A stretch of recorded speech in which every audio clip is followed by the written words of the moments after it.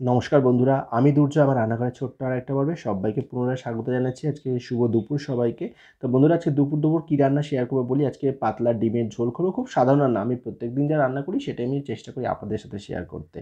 আর এখানে নিরামিষ একটা সবজি করবো। সমস্ত সবজি ঘরে যা যা ছিল ভাবলাম নষ্ট হবে, সমস্ত সবজি, যেহেতু শীতের সবজি, তো সমস্ত সবজি একবারে কেটে নিয়েছি। এখানে আলু বড় বড় করে কেটেছি ডিমের জন্য, সাথে কড়াইশুঁটি রয়েছে, 3টে ডিম রয়েছে, ধনেপাতা রয়েছে।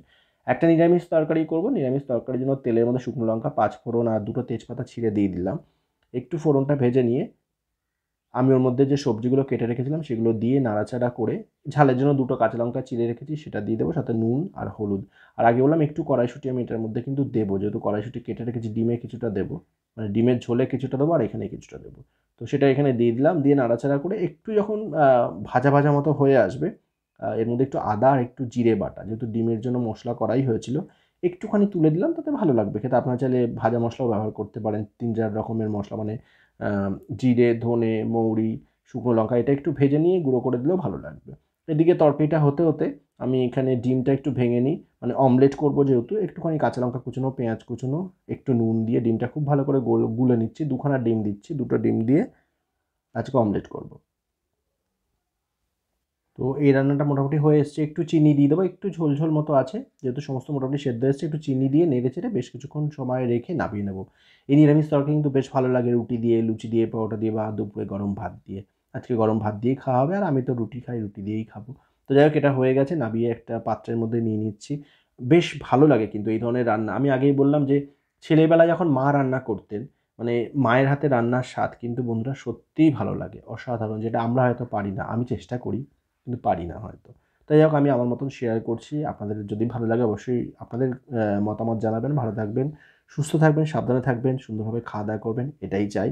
আর এইভাবে আমি না ভিডিওগুলো রেগুলার দেওয়ার চেষ্টা করি, যেহেতু রেগুলার আমি যা রান্না করি খুব সাধারণ রান্না, মধ্যবিত্ত ঘরে আমাদের যা রান্না হয় সেটাই আমাদের কাছে খুব প্রিয়, আমার কাছে ভীষণ প্রিয়, আর সেগুলোই শেয়ার করার চেষ্টা করি আপনাদের সাথে। তো বন্ধুরা, এই চ্যানেলটার ভিডিওগুলো যদি ভালো লাগে অবশ্যই বন্ধুদের সাথে ভিডিওগুলো শেয়ার করবেন, একটা লাইক করবেন, চ্যানেলটিকে সাবস্ক্রাইব করে পাশে থাকবেন। আর বেল আইকন যেটা রয়েছে ওটা ক্লিক করবেন, তাহলে রেগুলার বেসিসে আমি যে ভিডিওগুলো আপলোড করি সেগুলো আপনাদের কাছে খুব তাড়াতাড়ি নোটিফিকেশনের মাধ্যমে পৌঁছে যাবে। তো যাই হোক, ডিমগুলো অমলেট করে ভেজে নিচ্ছি। এইভাবেই আমরা অমলেট করতাম, ছোটোবেলায় দেখতাম। তো তেলের মধ্যে ডিমগুলো কিছুটা কিছুটা পরিমাণে দিয়ে একটু গোল গোল করে ভেজে নিয়ে, মানে অমলেটটা রেডি করে নিলাম। 2 টুকরো করে 4 টুকরো ডিম হয়েছে ভাজা আর কি। ওর মধ্যে একটু তেল দিয়ে আলুগুলো দিলাম, সাথে একটু নুন আর হলুদ দিয়ে আলুগুলো একটু লাল লাল করে ভেজে নেবো, ভেজে নামিয়ে নিচ্ছি।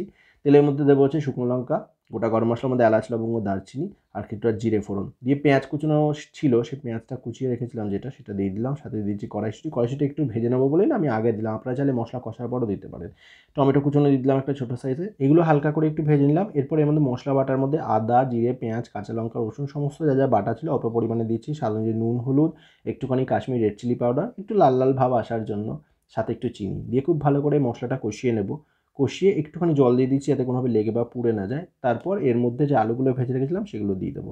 তো মশলাটা মোটামুটি কিন্তু ভালো করে কষানো হয়ে গেছে। এবার আলুগুলো দিয়ে আলুগুলোর সাথে একটু ভালো করে মশলা কষে নেবো। ফ্লেমটা একদম কমিয়ে রেখেছি। এইভাবে ডিমের ঝোল মানে করলে কিন্তু বেশ ভালো লাগে খেতে, মানে আমার তো বেশ লাগে, আমার মারও বেশ, মানে ভীষণ পছন্দ আর কি। তো যাই হোক, খুব ভালো করে কষানোর পর জল ঢেলে ফুটিয়ে নিলাম। যখন আলুগুলো সেদ্ধ হয়েছে ডিমগুলো দিয়ে আর বেশ কিছুক্ষণ ফুটিয়ে নামানোর আগে একটুখানি ধনেপাতা কুচিয়ে রেখেছি, ধনেপাতার স্বাদ তো অসাধারণ লাগে। ধনেপাতা কুচানোটা দিয়ে নেড়ে চেড়ে নামিয়ে নেবো। তো আজকের এই গরম গরম ডিমের ঝোল, পাতলা ডিমের ঝোল আলু দিয়ে, কড়াইশুঁটি দিয়ে, আর এদিকে ভাত হচ্ছে, ভাত প্রায় হয়ে এসছে, সাথে রইল একটা নিরামিষ তরকারি। ভিডিওটা কেমন লাগলো বন্ধুরা জানাতে ভুলবেন না। ভালো থাকবেন, সুস্থ থাকবেন, সাবধানে থাকবেন।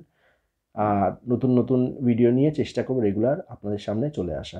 নতুন বলতে আমি যা রান্না করি তাই শেয়ার করি। আজকে রইল এই দুটো রান্না। কেমন লাগলো জানাবেন। টাটা।